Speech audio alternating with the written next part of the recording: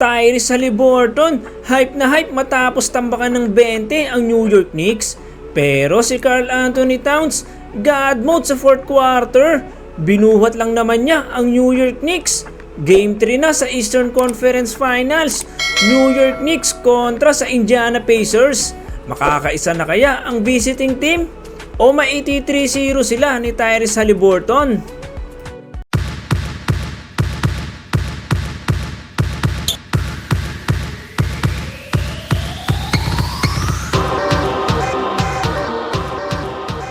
Unang ang makakabutas dito ay si Jalen Brunson galing sa spin move.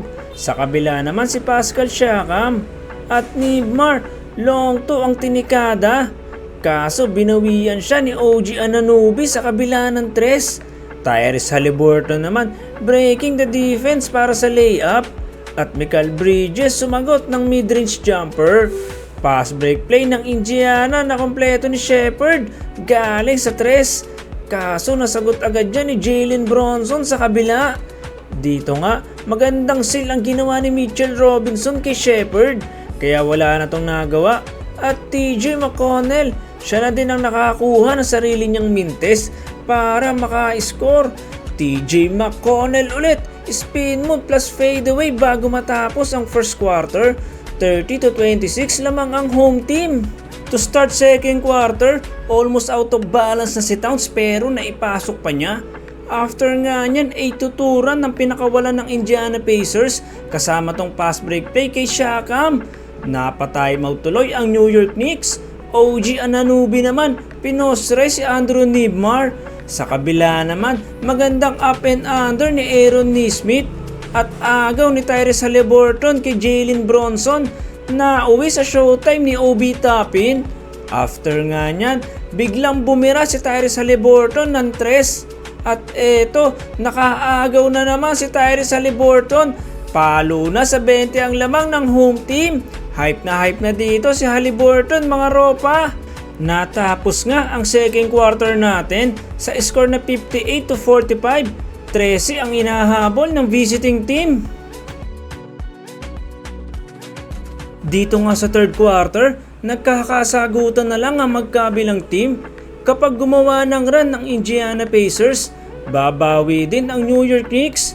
Kaya hindi maibababa sa single digit ng visiting team ang lamang. Pero na-outscore naman nila by 3 points ang Indiana Pacers sa quarter na to. At natapos nga sa 80-70 ang talaan. Naghahabol pa din ang New York Knicks. Fourth and last quarter, grabe, take-over mode agad ng ginawa ni Karl-Anthony Towns. Sa kanya lang naman galing yung 7 sa 9 tuturan na ginawa ng New York Knicks. Kasama tong driving layup niya na may kasamang foul kontra kay Miles Turner. Sa kabila naman, Pascal Siakam nakakuha ng basket at may kasamang foul.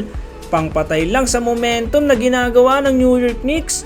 Pero si Karl-Anthony Towns, mainit na mga ropa.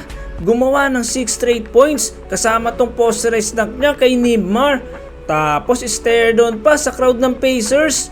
Kaso nabawi agad ni Haliburton ng lamang. Pero eto na naman si Karl-Anthony Towns. Bumitaw ng 3. Angat sa 4 ang lamang ng New York Knicks.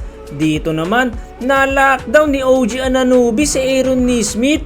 Kaya wala nang nagawa. Sapal tuloy ang inabot. Well-contested driving layup ni Jalen Brunson para kunin ang kalamangan.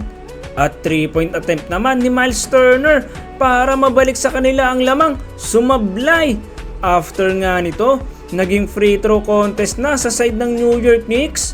At nakumpleto nga nila ang comeback win kontra sa Indiana Pacers. 106-100. 2-1 na ang serye nila.